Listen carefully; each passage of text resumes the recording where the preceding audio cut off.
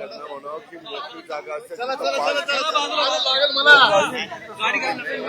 तर आपण पाहतोय की मोठ्या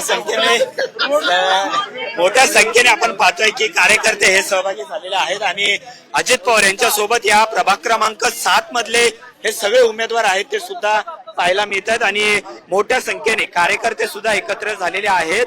गेल्या अनेक वर्षांपासून खरं तर पुणे महानगरपालिकेवर भाजपची सत्ता आहे, मात्र यंदा अजित पवारांनी पुणे महानगरपालिका जिंकून आणण्यासाठी आपण पाहतोय मोठे प्रयत्न केलेले आहेत. त्या दृष्टीने आज अजित पवार हे मैदानात उतरलेले आहेत आणि आज या रोड शोला आता सुरुवात झालेली आहे आणि सर्व जे मतदार आहेत त्यांच्याशी अजित दादा या जीप मधून संवाद साधतायत, त्यांना अभिवादन सुद्धा करतात आणि एक मोठा उत्साह सुद्धा राष्ट्रवादी काँग्रेस अजित पवार यांच्या पक्षामध्ये पाहायला मिळतो. यंदा पहिल्यांदाच हे दोन्ही राष्ट्रवादी आहेत त्या एकत्र लढतात आणि त्यामुळे एक मोठा उत्साह तो आपल्याला कार्यकर्त्यांमध्ये सुद्धा पाहायला मिळतोय आणि आज जवळपास 4 ते 5 विधानसभा मतदारसंघ आहेत, ज्या मतदारसंघांमधून अजित पवारांचा हा रोड शो आहे तो आपल्याला पाहायला मिळणार आहे.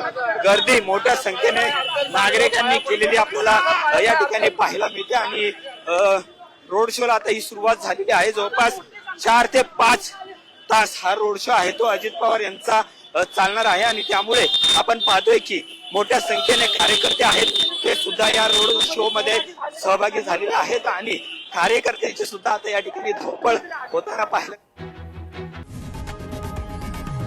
लोकशाही मराठी ऐका, पहा, जागरूक रहा.